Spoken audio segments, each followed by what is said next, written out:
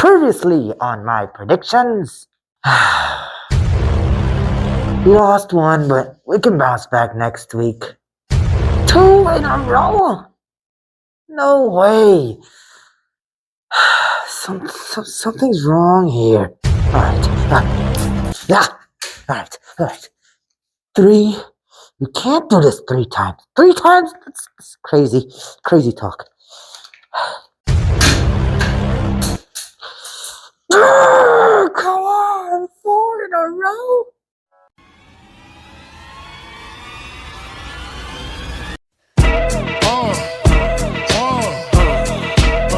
Come on.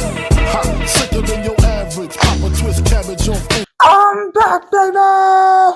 Alex Pereira may have lost his winning streak, but I have officially lost my losing streak, and I'm back, baby. I'm here to give you my predictions for UFC Fight Night Vettori versus Dolidze 2. Starting off the fight card, we have a UFC debutant, Yuneisy Duben, set to face off against Carli Judice. Carli has never gotten a win at the UFC level. She went to split decision in her Contender Series debut, looked kinda good, but Duben in her Contender Series debut, she put her opponent out cold with a heavy overhand. Her fights don't see the final bell. Is that a worry for me? It might be. She has went to the second round a couple times and got the finish there.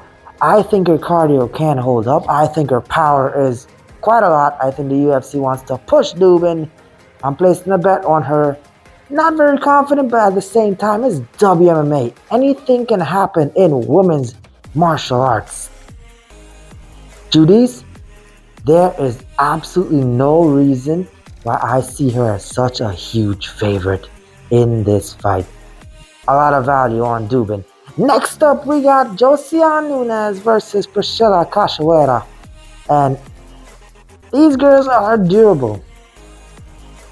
I'm leaning more towards Josiane Nunes. Chachoeira does have some power, but she's really known for taking a massive beating from Valentina Shevchenko. I think Nunes manages to get the better of her on the judges' scorecard and get the nod. Not too much more to say on that one. Next up, we got Lima versus Daniel Barez. And Lima has looked good in the UFC, and I think he is gonna continue his winning streak. I got Lima getting the job done here. Next up, we got Sam Hughes versus Stephanie Luciano. And Luciano looked really good in her rematch against Alencar.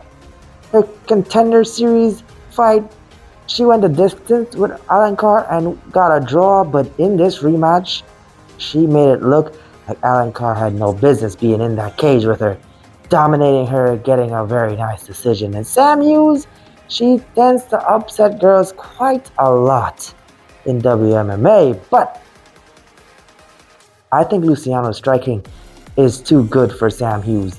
Is her takedown defense going to hold up? We have yet to see, so that's why I'm not going to be placing a bet. There's a chance that Sam Hughes pressures her, gets the takedowns, but I see Luciano keeping her distance and picking her apart with the striking, winning on the judges' scorecards. Next up, we got Josias Musasa, may have butchered that name as well, versus Carlos Vera. They are giving Musasa a layup in his UFC debut. Vera, coming off a loss against Rinya Nakamura. Nothing really to be scoffing at, but I don't think he lasts against a guy like Musasa. I think Musasa puts him out. Next up, we're on to the bantamweights, where we got Seung Yu set to face off against AJ Cunningham. Seung Yu is a huge favorite in this fight. Definitely not worth placing a bet on it. I think he wins, but stay away from this one. On to the big boys. We got Waldo Cortes-Acosta set to face off against Ryan Spann. Waldo Cortes-Acosta, he looked good in his fight against Rebellious Spann, using high fight IQ to take him down and control him there. Ryan Spann, he has so much power in those hands, but I don't think he catches Waldo Cortes-Acosta clean. I think Cortes-Acosta uses his size and gets the better of him on the judges' scorecards. I don't see him being able to put out Ryan Spann, but I can see him outpointing him and getting the nod on the judges' scorecard. The bet and the play is going to be Waldo Cortes-Acosta to get the job done. On to the featherweights, we have Kevin Vallejos set to face off against Woo-Choi, and this is a layup for Kevin Vallejos. His only loss is against Gene Silva, and you see how good Gene Silva is, right? Kevin Vallejos, only person at the UFC level who went a decision with Gene Silva, and he actually looked pretty good in that fight. In his other Dana White Contender Series fight, absolutely picked his opponent apart, and that's exactly what he's going to do in this one, getting the finish by KO. The bet is going to be Vallejos to win by KO. I don't think Seung Woo-Choi can survive the onslaught and the combinations Vallejos is going to land, and the referee is just going to stop that fight. On to the light heavyweights, where we have Brendson Ribeiro set to face off against Diyar Nurgozhay. Names are not my strong suit, guys, but I think the guy that I can't pronounce the name of gets the job done by finish. No bet, because the value is not there. Next up, we got a bantamweight fight between Blackshear and Cody Gibson. Cody Gibson is a weight bully, but Blackshear is gonna beat the living daylights out of him. I see him being able to take Cody Gibson down and sinking a submission. I can even see him out striking or out grappling him for the duration of the fight. He should get the job done with ease. On to the next one. We got Alexander Hernandez set to face off against Kurt Holobaugh, and this is a tough one for me because Kurt Holobaugh obviously has got the better grappling. Alexander Hernandez has got the better striking. Alexander Hernandez is supposed to be the better overall fighter when you combine all the skill sets, but he thinks too much. He freezes in the cage. He's very unreliable to place your money on. I see him getting the nod here on the judges' scorecards. I don't see him being able to finish a guy like Holobaugh.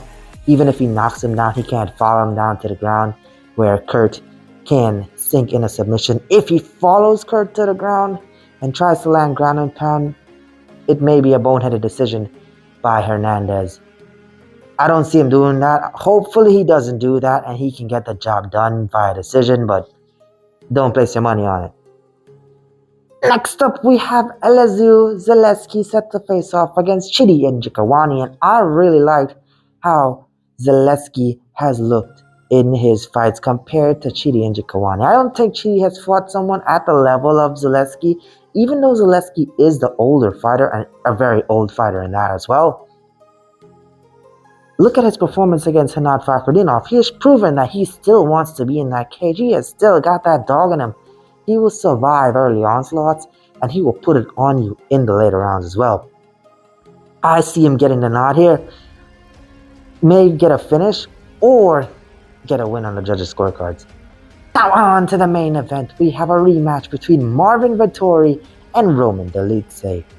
I got Vettori winning this one, but the bet is going to be Vettori to land more significant strikes. Heavily outlanded Dolidze in the first one. He survived a lot of shots coming back his way. He's coming off an injury, so it's yet to be seen on how well he's going to perform after getting such a serious shoulder injury. Dolidze, he's not as high volume as you need to be able to overcome Vettori in terms of the significant strike differential. It's 5 rounds, and Vettori has 5-round cardio. We're yet to see how Dolidze can do in that kind of environment at the UFC level, so I'm leaning more towards Vettori getting the job done. Now on to the ladder challenge, part number 3. We've turned $10 into 40. Now we're going to try to turn 40 into 80. We got 3 fighters on the slate. We got Andre Lima, Blackshear, and Kevin Vallejos to get the job done. 40 to 80, let's get it done. Be sure to leave a like. Let me know what you think about the video down below. Subscribe, follow me on TikTok, Twitter, support the channel on the Patreon, and I'll catch you in the next one. Until then, game time.